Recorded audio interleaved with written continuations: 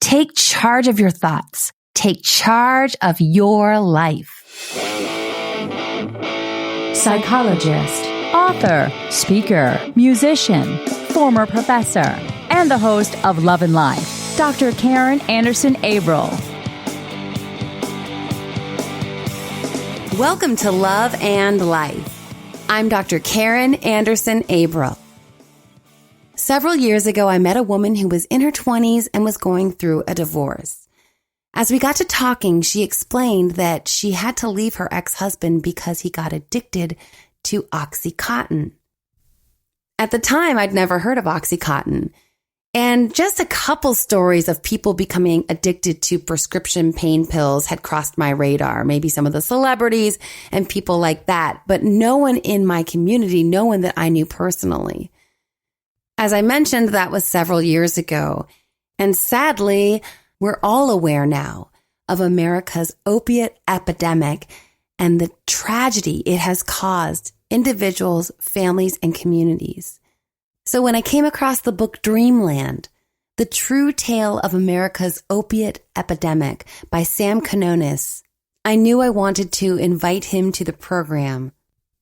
And there were three big questions that kept tugging at me that I hoped the book would answer for me, which it did. The first question was, how did prescription medications like OxyContin and Vicodin and fentanyl, how did they become so overly prescribed? And what is the connection between having an addiction to a prescription medication and an addiction to heroin? Because we saw an enormous increase in both of these addictions over the last 15, 20 years. My second question was, what culpability did the pharmaceutical companies have in all of this? As a psychologist, I'm very much concerned that we are all too often looking for pharmaceutical solutions to emotional issues that are better treated through talk therapy and a more in-depth approach to processing the pain. For any of you who are interested in why I take this stance, please listen to podcast episode 22 with Dr. Alan Francis.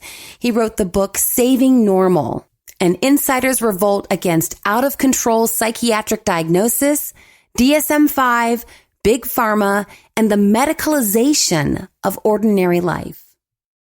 I also speak with Dr. Leonard Sachs in episodes 33 and 34 about this issue. It's a huge concern and one that I sensed was likely related to the epidemic we're seeing now, and I was curious as to what role Big Pharma played. My final question was, what about pain? As a psychologist, I typically deal with pain in the emotional realm. But what about the physical realm? And what about the connection between the two? Because so many people perhaps started on pain meds in order to treat a physical pain, but then also experienced emotional relief from other pain. And perhaps that emotional relief was related to why they became addicted as well. As I noted, these questions were absolutely answered in the book, and we touch on them in the interview to follow. But first, a little bit more about author Sam Quinones. Sam Quinones is a journalist, storyteller, former LA Times reporter, and author of 3 acclaimed books of narrative nonfiction. His career as a journalist has spanned almost 30 years. He lived for 10 years as a freelance writer in Mexico, where he wrote his first 2 books. In 2004, he returned to the United States to work for the LA Times, covering immigration, drug trafficking, neighborhood stories, and gangs. In 2014, he resigned from the paper to return to freelancing, working for National Geographic, Pacific Stanford Magazine, the New York Times, Los Angeles Magazine, and other publications. Columbia Journalism School selected him as a 2008 recipient of the Maria Moores Cabot Prize for a career of excellence in covering Latin America. He is also a 1998 recipient of an Alicia Patterson Fellowship, one of the most prestigious fellowships given to print journalists. My interview with Dreamland author Sam Quinones up next.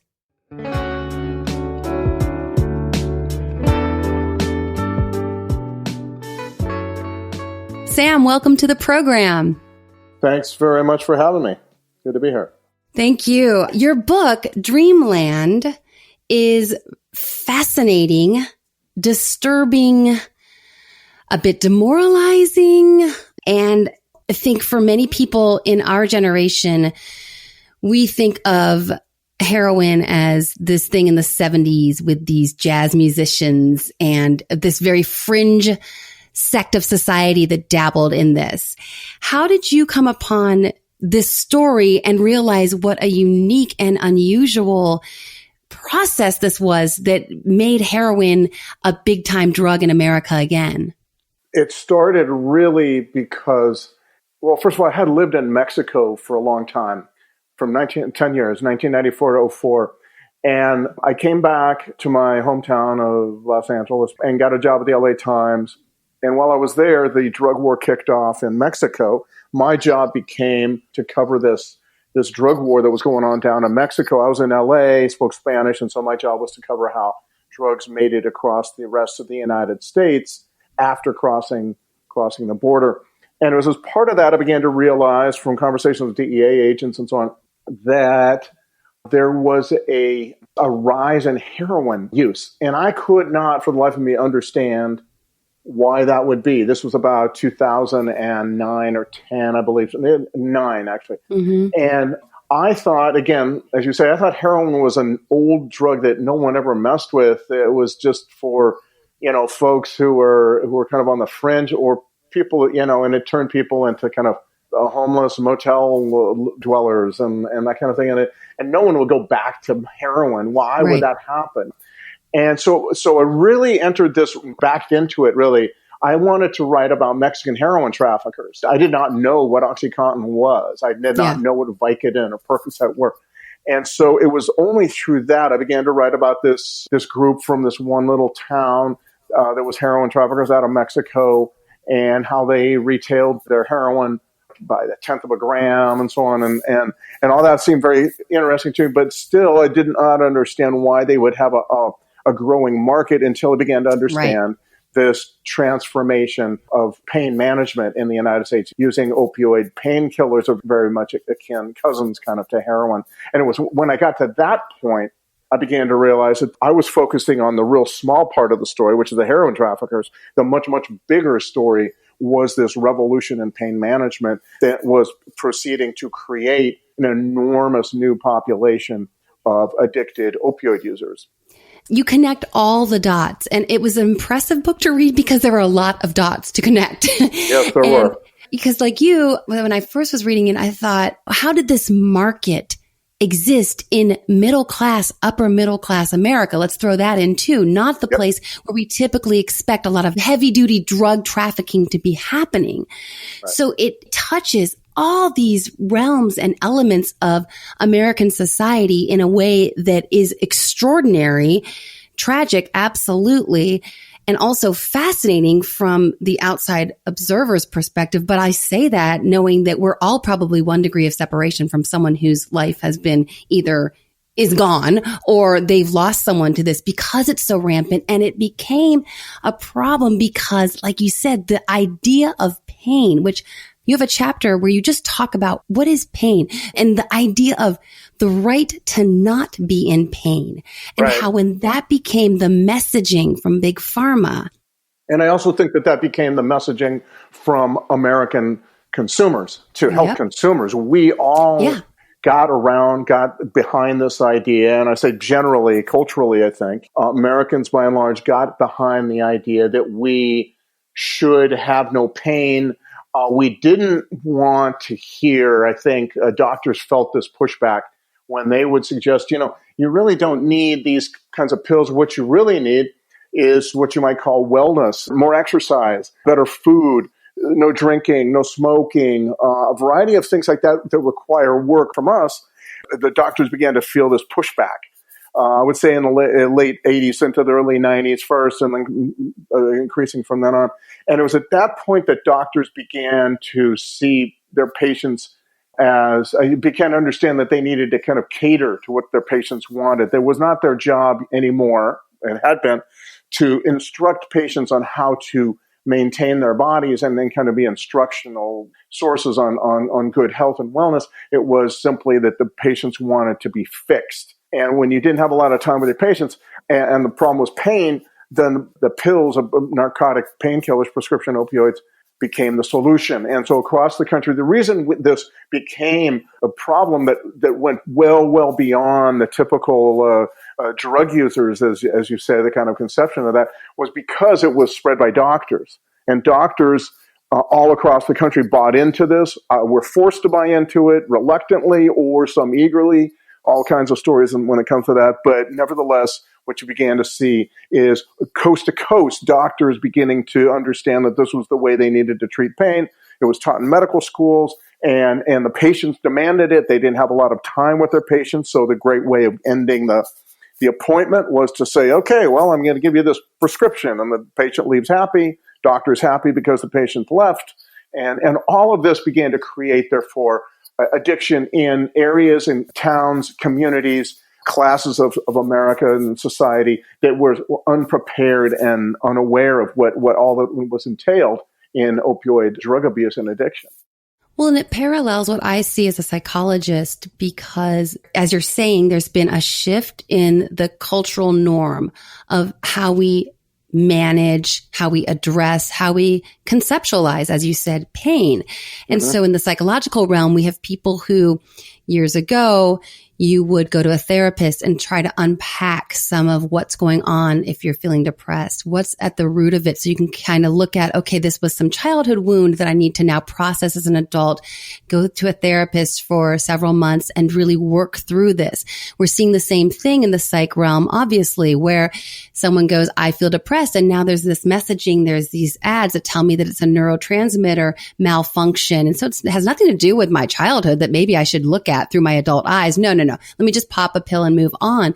So of course that intrigues me, but like you were saying, it goes to the physical realm as well. And you mentioned this, and I can't remember exactly where it was, but there was this big pain management from a holistic standpoint, a center that had this surge back in, was it the late 70s? And then because this shift in the cultural vantage point of what we can expect if we're in any kind of pain, it completely shut down. Right. And I think what happened was the idea behind pain management initially was each individual is different.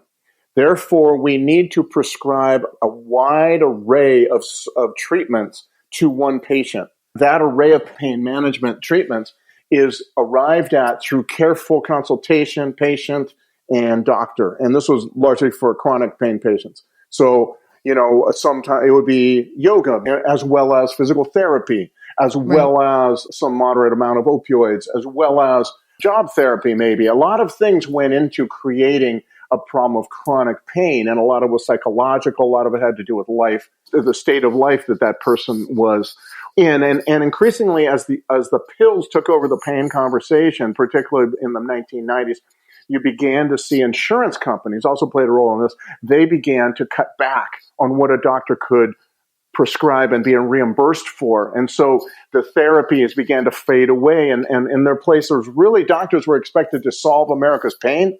And increasingly were left with but one tool. They could not really prescribe as many options. Instead of one patient with a variety of treatments, it became a variety of individuals. It was one treatment, and that treatment was opioid painkillers. And so that multidisciplinary way of treating pain that began in the University of Washington's pain clinic, which is where this all begins in the 70s, as you said, begins to fade away, and everything begins to, okay, give pills what they want. It's cheap.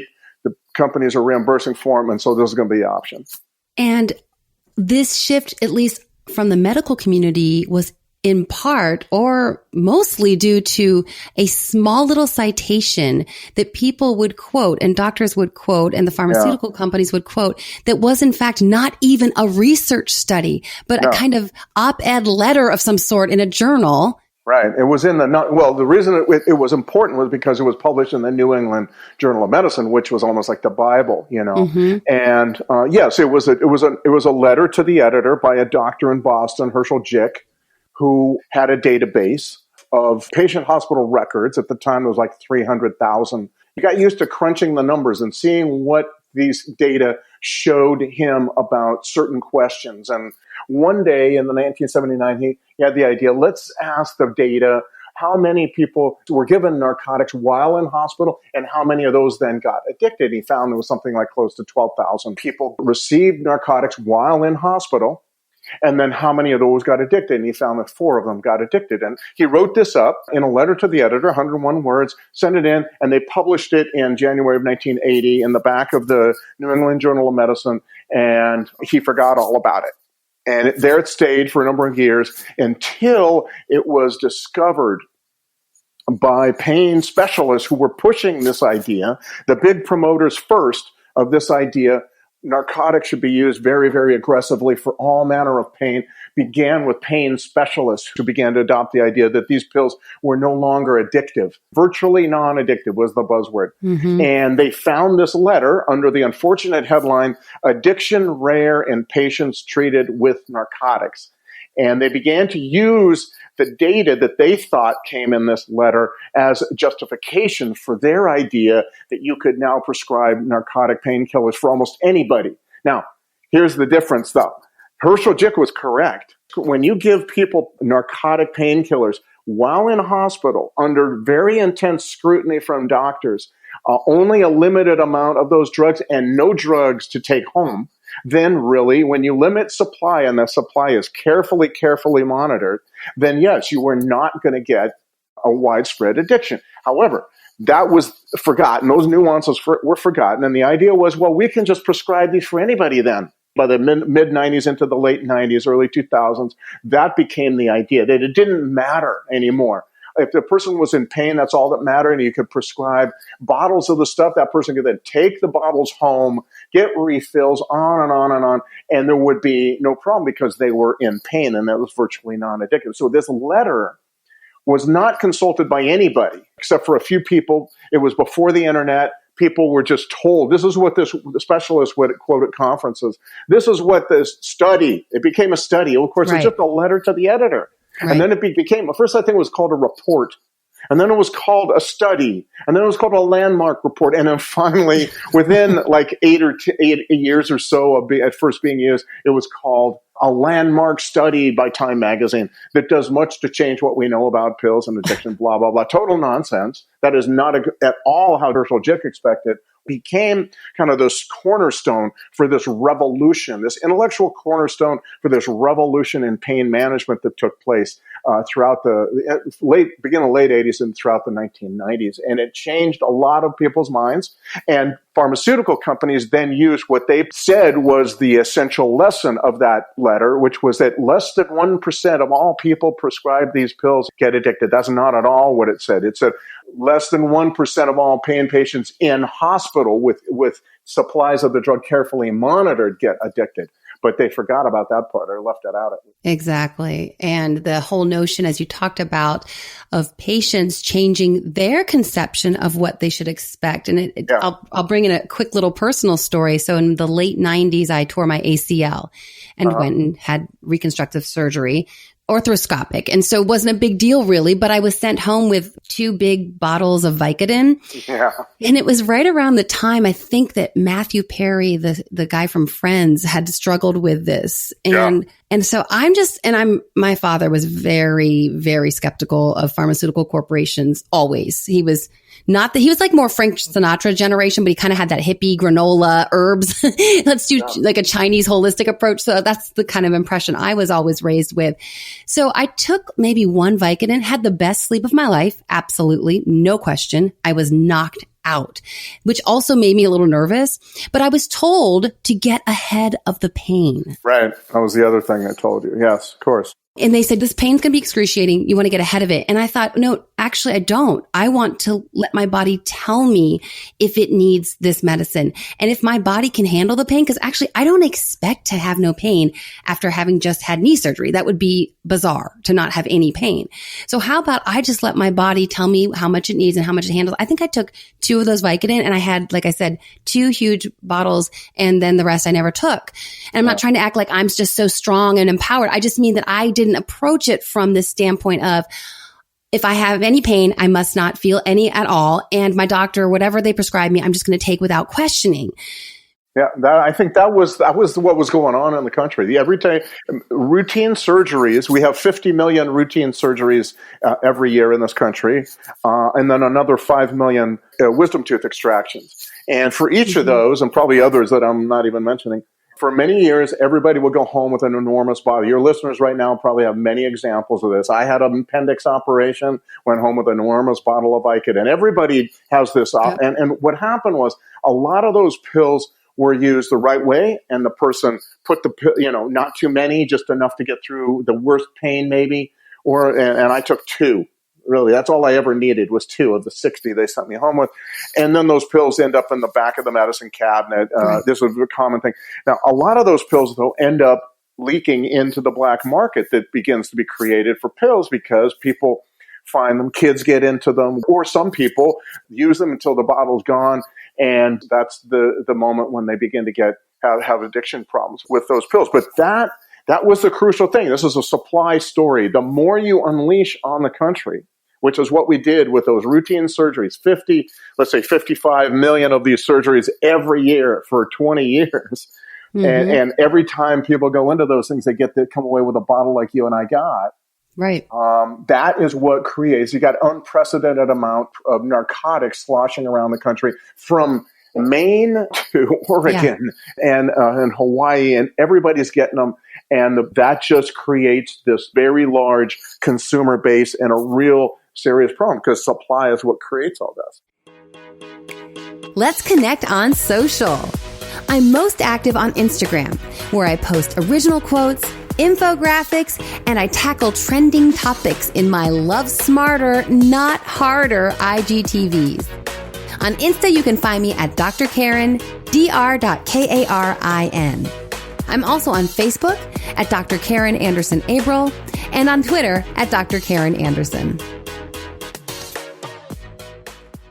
And so again, to set the tone, and as you did in the book, to connect all these dots, there were cultural conditions that were established based on a variety of factors. But here we were in this time, a time when all these routine surgeries are happening, which are pretty common day. Wisdom teeth, ACL reconstruction. These are very, like you said, appendix. These happen all the time. Now we have a different mindset from the medical community and the pharmaceutical corporations about how to manage this pain post-op. And then we have a different cultural mindset of what we can expect and what I should have to go through or not go through. And then we have these folks from this very small town in Mexico who happen to have this black tar heroin. So I want to help the listener, because to me, at first, I was like, how did this small town in Mexico with this intense heroin end up in Upper Arlington, Ohio, in a very high-end neighborhood, and a cheerleader who's 18 years old, prom queen, and she's an addict, and now she's dead. How did that happen? These guys had developed a system for selling heroin retail, like pizza delivery, essentially, except for it was not pizza, it was heroin that they were delivering. So you call this number and they would deliver it to you. Now, these guys started in the San Fernando Valley of Los Angeles in the 1980s. They developed this by trial and error, this system. And others are developing this system in California at the time. But these guys are unique. They are the only ones that I found who, as a whole, begin to expand like franchises. I've heard of other groups who just stuck in one area doing this system. But what made them unique was that they expanded. And the reason they had to expand was because they were all from the same town. They had to compete with each other. Soon an area would be saturated. They couldn't kill each other because they're all from the same town. A lot of time they're cousins or they know each other. They know where each other's parents live. So you can't just go killing each other. So what they began to do was search for virgin markets. And they began doing this in the 80s. And first it was San Diego area, Pasadena area, Long Beach, or Pomona, Ontario. Then it was Reno, it was Portland, it was Seattle, it was Vegas and Phoenix and so on. And through the 80s and into the 1990s, they began this expansion. And at no place in those areas do they find heroin markets that are growing, because this is pre-opioids at that point. And so what they have to do, because they can't kill each other, they have to become master marketers. It pushes them to become very good at discounts and come-ons, customer service, and making sure the customer is really happy, giving away free dope and all this kind of stuff.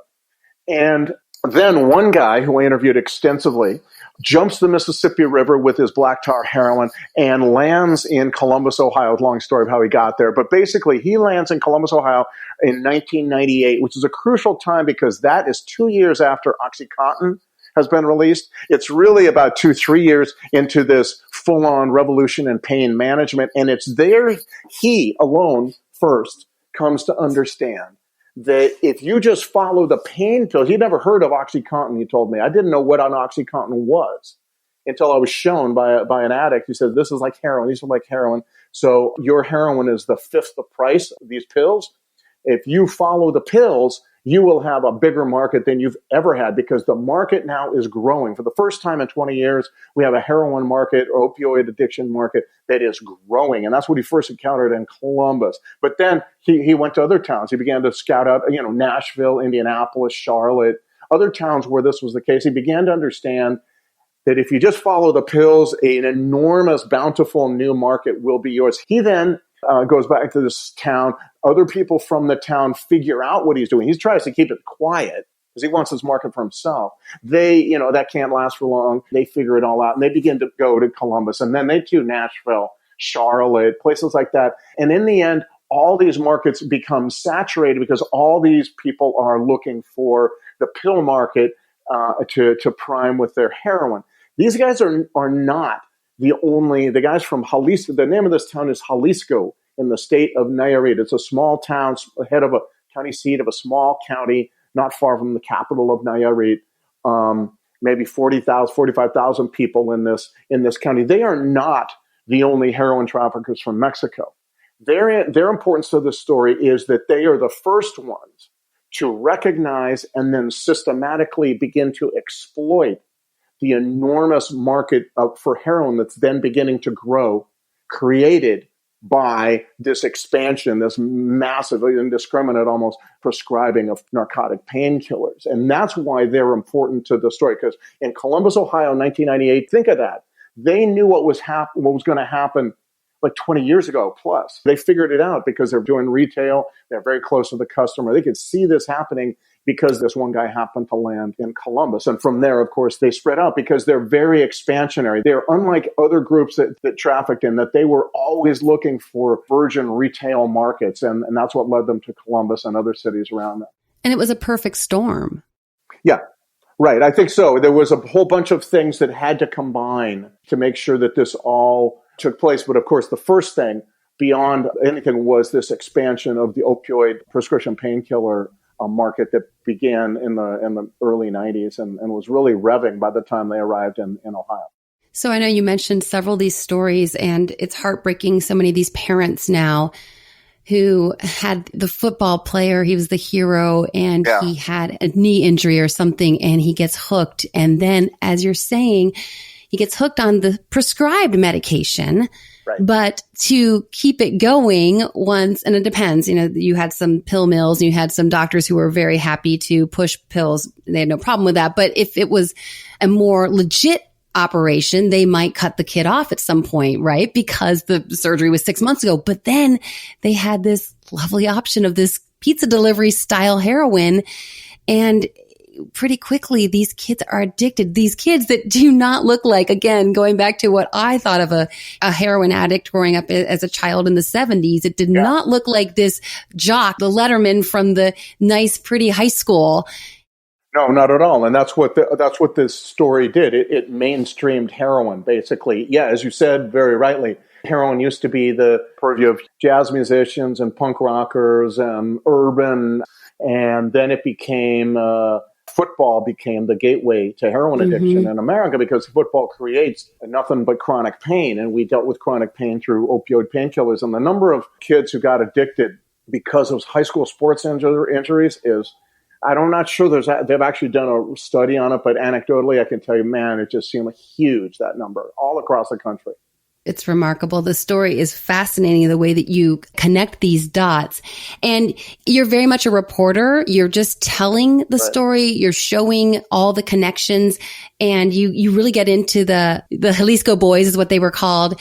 And they're an unusual drug dealer as well because they don't use it. And that was the other thing that you talk about. They're very much they're here, they got a job to do, they want to fly beneath the radar, get home because they could make some money. And that was the goal. Whereas you mentioned that, again, the traditional notion of drug dealers, he's addicted too. So they're cutting the heroin. They're not giving you the best heroin. By the time it gets to the consumer, it's been cut a couple times. I may not be using the right term, but it's been watered down, so to speak. Right. And so this was really intense black tar heroin because these guys weren't using either. So I thought that was an interesting point as well. And I think this is fairly common among Mexican drug traffickers.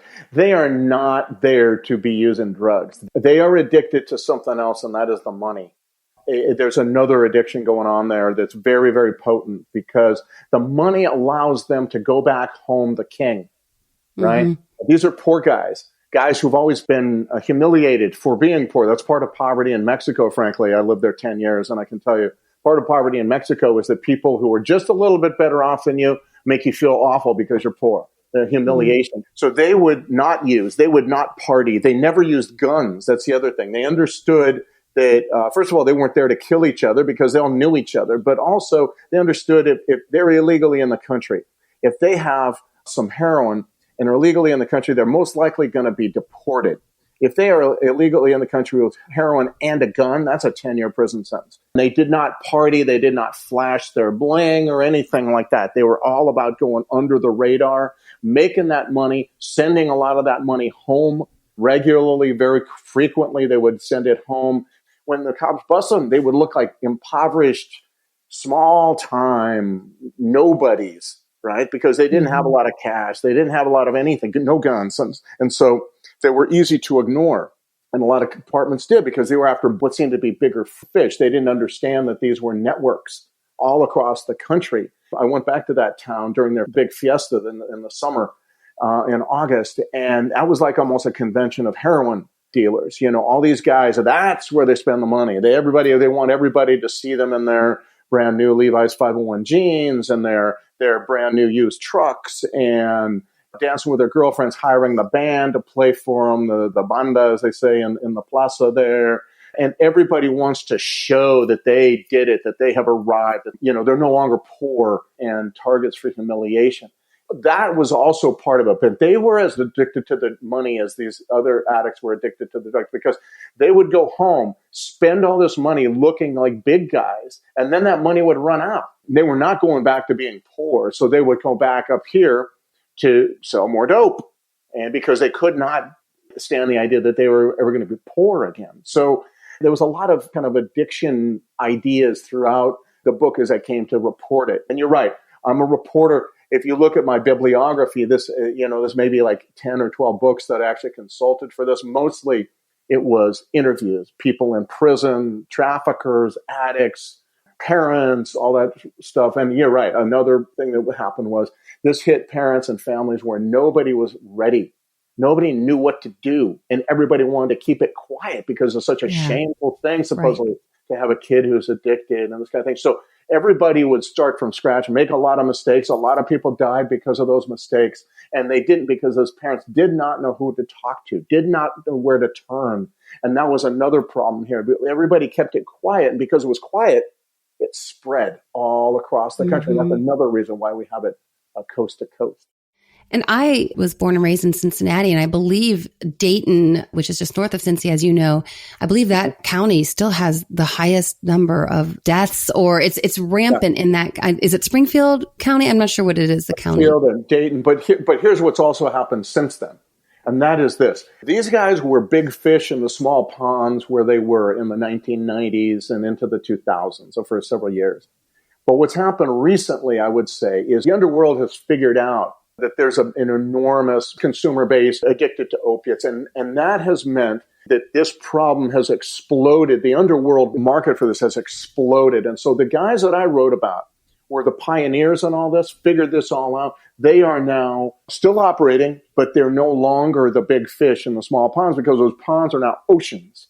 And they get huge numbers of people now in Mexico and in the United States involved in those markets, selling into those markets, whole new populations of people. And so what they spotted in the late 90s, very perceptively, enormously talented businessmen, I always thought, has now been recognized by everybody. And so what you're seeing is in places like Dayton and other places, Huntington, West Virginia, for example, you're getting news sources. The larger cartels in Mexico are now involved, where before they were really far less so, let's say. And the sources are now, and so you're getting now fentanyl, and you're getting fentanyl imported through the mails from China. All of that now is part of the story, which is going to be the topic, frankly, of my next book, a follow-up to Dreamland. The underworld transforms and changes weekly, very, very lightning fast. And that's what's happened with this whole story, too. If you're looking for some in-depth support, head over to my website, loveandlifemedia.com, and click on the Work With Me tab to schedule a consultation. Consultations will help you clarify underlying emotional and psychological concerns. We'll target limiting beliefs and thought patterns. We'll learn empowering techniques from cognitive therapy to sustainably elevate your mindset and mood. We'll identify relationship dynamics which are impeding your goals. And we'll together generate a concrete plan for moving forward to help you thrive in love and life. Schedule your consultation today at loveandlifemedia.com. I'd love to work with you. Well, and you spoke to the poverty in Mexico, and then the poverty in America also is a theme that made particular communities quite vulnerable as well. We spoke to this heroin epidemic showing up in the upper echelon, but also in the poverty-stricken communities where the manufacturing had been outsourced, the communities that used to have this foundation. And Dreamland is the name of a pool. So speak a little bit to Portsmouth, Ohio, and how it became particularly vulnerable. Yes, that became part of the story midway. I started this book believing that I was writing about a very confined story, and it had two components. One was pharmaceutical company marketing and doctors prescribing, and the other was heroin trafficker marketing and selling of heroin. And that little box, that included those two elements was the story. And then along the way, I began to realize, well, yes, that's certainly part of the story, but what is also probably even more important was what we have done as Americans to community, the basic bonds that hold us together. We have shredded them. And that is in wealthy communities. It's in suburbs where nobody knows each other and families don't even spend much time together. It's in poor communities, as you say, that have been devastated by deindustrialization and jobs going abroad and all that. But all across the country, you can say the common denominator to all the communities affected by this is that there has been some deep, deep shredding or lack of community, a lot of isolation. We're seeing that now, especially with the coronavirus, of course, and just an enhancement of that idea. But midway through the book, I began to realize that this is a bigger story. This is about who we are as Americans and what we are as a country. And the place where I began to write about that was in this town of Portsmouth, Ohio, a Rust Belt town on the Ohio River across from Kentucky. It had been a booming community, a lot of jobs, bustling Main Street. And the soulful center of the town really was this enormous swimming pool where everybody saw each other. Everybody grew up at this swimming pool. It was like the town babysitter. It was where romance started. And the name of the pool, very romantically, I thought, was Dreamland, where room for everybody. It was this dreamland place and dreamy place, and everyone loved. And then, of course, the steel jobs leave. So do some other factory jobs. Main Street begins to empty out because a lot of the people begin to leave. And finally, Dreamland can no longer hang on, and they close it, they dig it up, and they turn it into a strip mall. And with that, a central component of the life of that town was torn away. And that left it very much vulnerable. Half the population was gone. People turned indoors. They didn't go out there and see each other. The only place they really see each other now, instead of the pool, was Walmart. When they would go shopping, that was about the only place you'd go shopping, apart from a Kroger's. And so all of this meant that it was very vulnerable, not the bonds holding that town together, and into this very, very vulnerable area crept opioid painkillers beginning in about 98, 99. And from there on, the importance of Portsmouth to the story is that right there one doctor in particular invents what becomes the pill mill, a pain clinic that may have started out legitimately, maybe not, but whatever the case, within a short period of time, it becomes a place where you're just prescribing huge amounts of painkillers for cash. And so you have enormous waiting rooms full of people, lines out the door, fights over who's got next place on line, all that kind of stuff begin to happen. And huge amounts of pills prescribed and enormous amounts of addiction, whole generations really caught up in this. And that business model is part of why, too, these pills begin to spread across the country. First, it's in southern Ohio, Appalachia, West Virginia, eastern Kentucky, eastern Tennessee, Virginia, parts like that. But then it moves south to Florida. Florida in the mid-2000s becomes the great gold rush, the wild west of pill mills, particularly like Fort Lauderdale, Broward County, and so on. The reason I called the book Dreamland was because I thought within the experience of that pool was an experience that we had felt all across the country in wealthy communities too, where we had just essentially destroyed, ignored, deprived, unfunded, whatever you want to say, all these ways of coming together as people. And that left us very isolated, very on our own. And that's what those families faced when their kids grew addicted. They didn't know who to turn to. They're all alone. And there was not that community bond that would have been, I think, one of the bulwarks against this problem. And now it was no longer there. And the result is widespread addiction, death. A lot of that, I think, rooted in the idea that we have destroyed community. That's why I called the book Dreamland, because we have a million different examples of Dreamland-like situations all across the country where we have just simply not done anything to foment or encourage a community feel in the places where we live. And that's a theme I keep hearing with some of the professionals that I've been speaking to on the podcast. I had Dr. Leonard Sachs on the program. He's a parenting expert. Has a PhD in psychology and an MD. He's a pediatrician and seen over the last 30 years in his practice the rise in depression and anxiety with young kids that we didn't see in our generation growing up. And he believes it's very much because we're always somewhat alienated from other generations by virtue of, you go to school with your peers, but to the point that we have pulled away these community gatherings.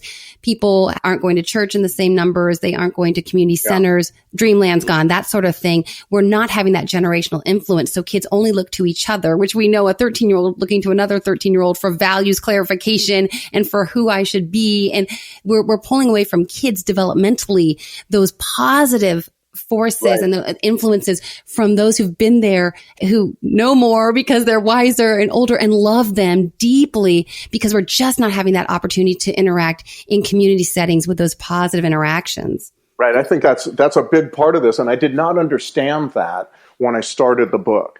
That was something that little by little crept up on me. As I was doing more and more interviews, I began hearing these references to this kind of thing. And I began to think, wow, I had not thought about that being part of it. But then I began to probe more and I began to realize, oh no, that's huge. In fact, I had stumbled on this enormous story. I really thought of the story as confined to the original idea. And then I began to realize, oh my God, this is massive. This is a towering story about, and I began to realize you write about heroin, what you're really doing is writing about America. We're writing about isolation, about taking away of the essential forums for coming together. Yeah, church is a big one. And I would say too, the nuclear family has become so fragmented itself. And the nuclear family really may not even be a very good way of coming together, because it's so easily, we've seen these wealthier neighborhoods, it's so easy to just isolate like that, And so all of this became part of what I began to understand was the story. But it comes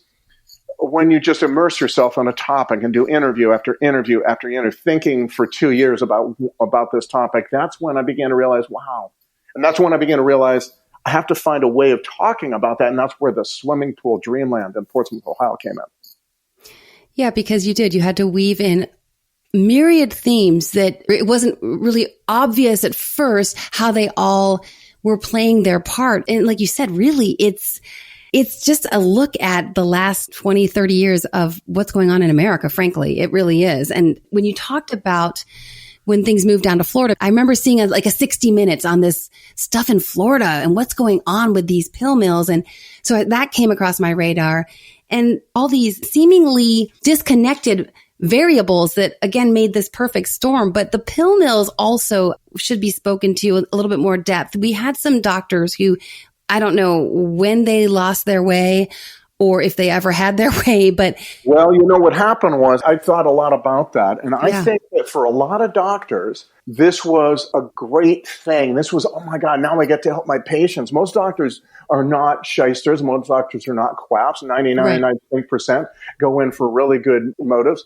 And they began to think, oh, this is going to be great. But what begins to happen, particularly as you begin to develop a reputation around town for someone who's pretty easy with the prescription pen, is that people begin more and more, you would begin to attract people whose real interest is just prying pills out of you. Or maybe in your area, people just come to the doctor. What they really have is an economic pain. And the doctor, there's nowhere to turn for that. So the doctor has what might be deemed a solution, which is pills. And so people start going to the doctor, and little by little, that moral compass begins to erode and fall apart. And the doctor begins to slide down into this. I do not believe that most doctors who got in trouble did so right off the bat. I believe a more likely scenario is that some did, but more likely what you saw is people just gradually lost their bearings. And after a while, they were huge prescribers when what they thought they were doing was actually helping people. They were actually, of course, contributing to addiction in a variety of ways.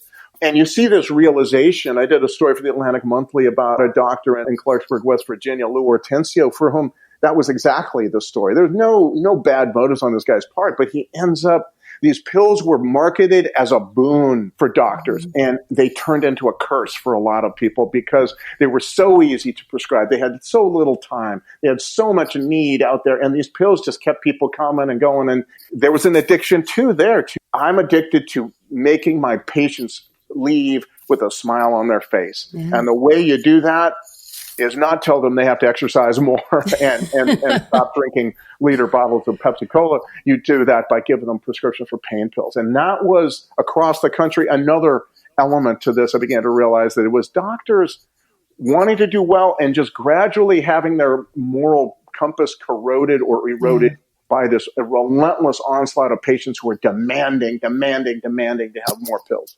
And wasn't it in Portsmouth that eventually the pills became used as currency at some point? Right. And it became a kind of an OxyContin economy. So you could buy whatever you needed with pills.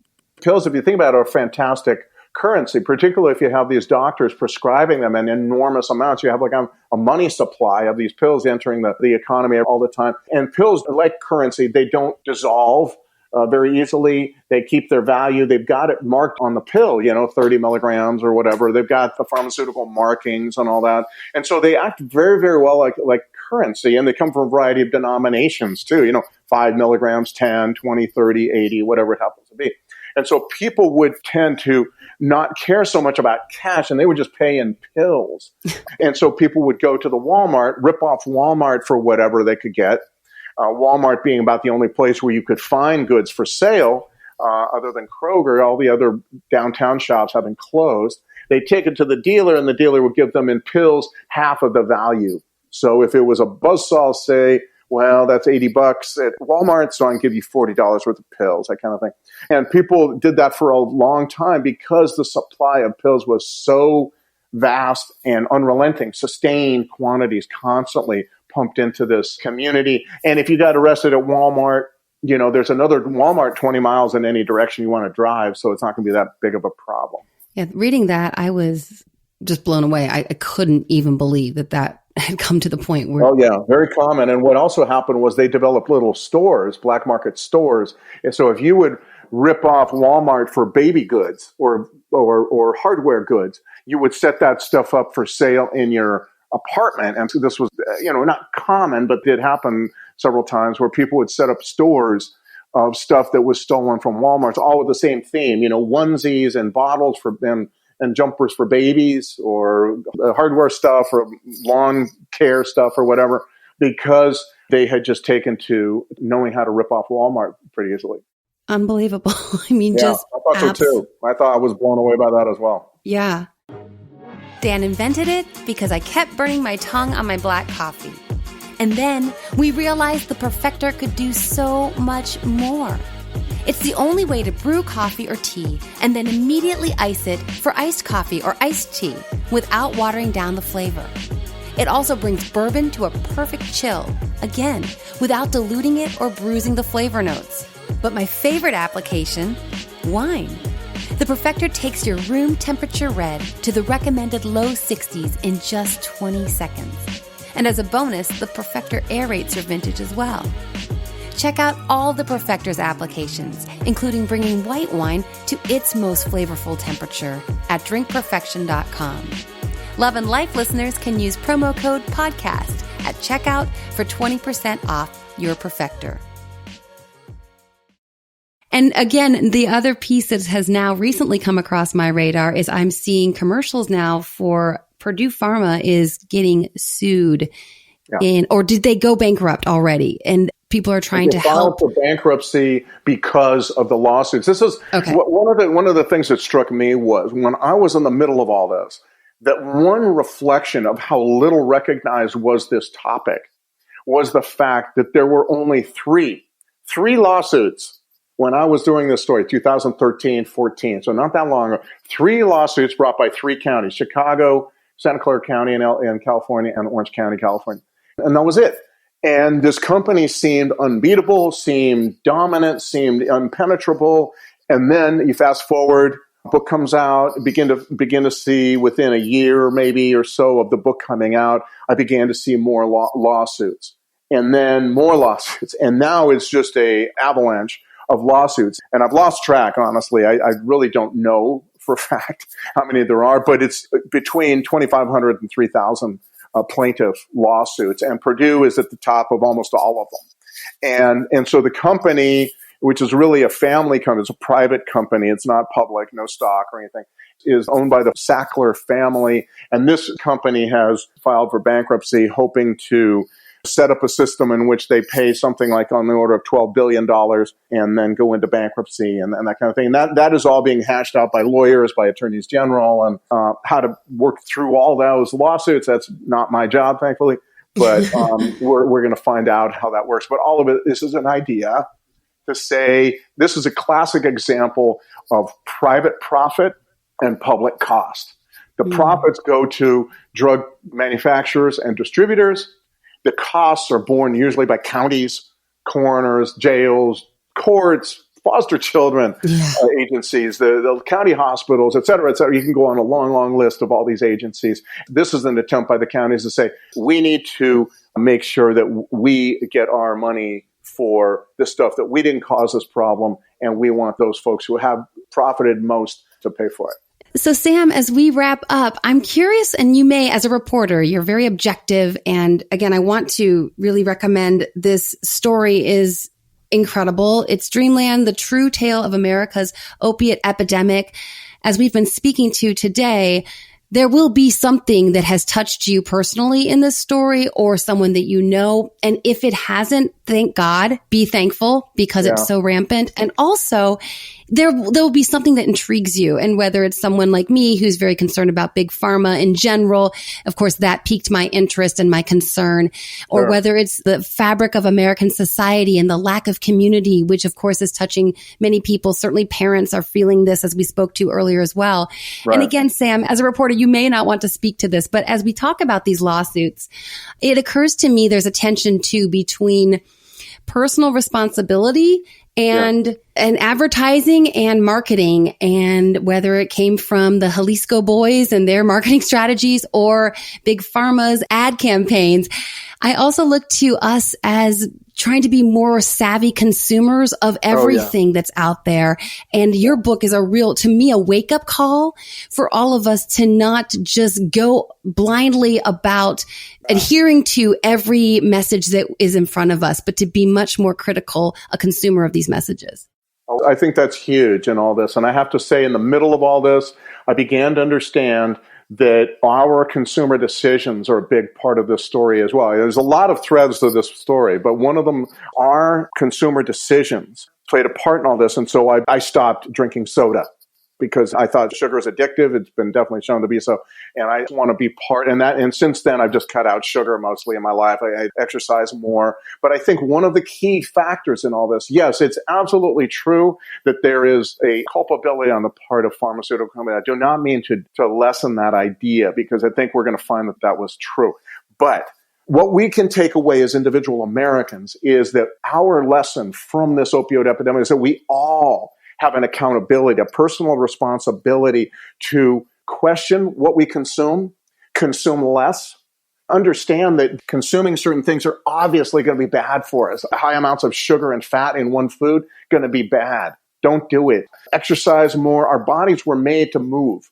We need to move more. We need to walk more, swim, whatever. But all of this is to say that we all have a personal responsibility in understanding and watching what we consume and how we live our lives, because to not do that leaves us prey to whatever marketing the pharmaceutical companies come up with or the underworld comes up with. And the more we rely on ourselves, the more we will take control of our lives and not be prey to those groups that would like to market to us. The next book that I'm writing has a lot about that. Think about all the things that are addictive but legal. Sugar being a main one, nicotine, video games, gambling. Think about the huge casino corporations and so on. Think about social media apps. My God.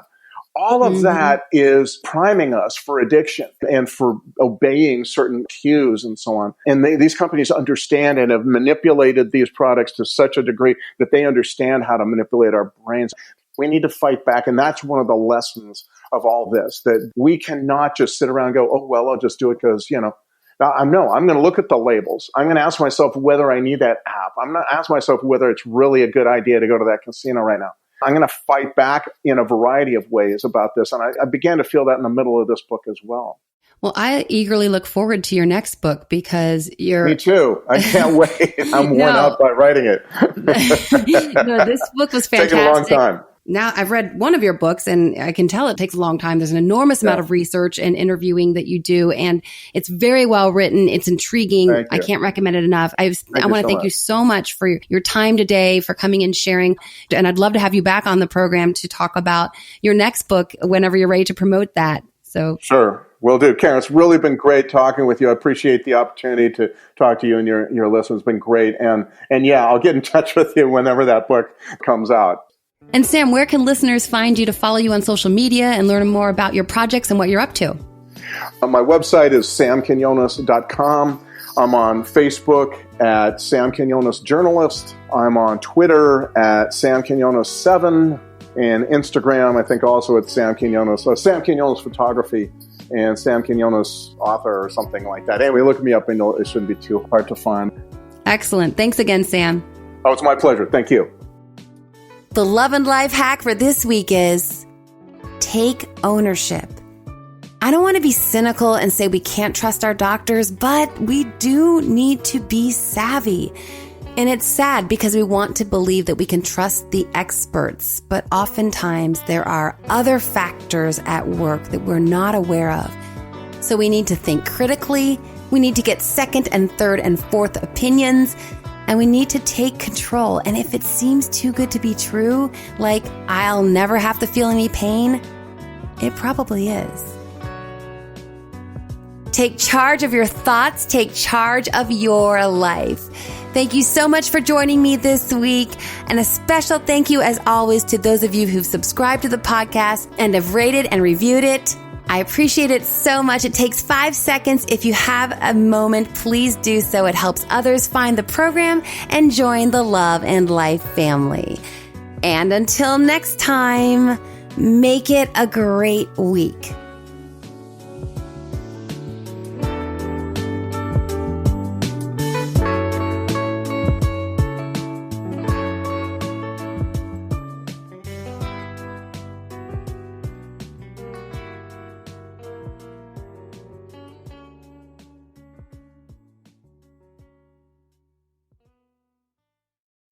Love and Life is produced by Tim May and host and executive producer, Dr. Karen Anderson Abril.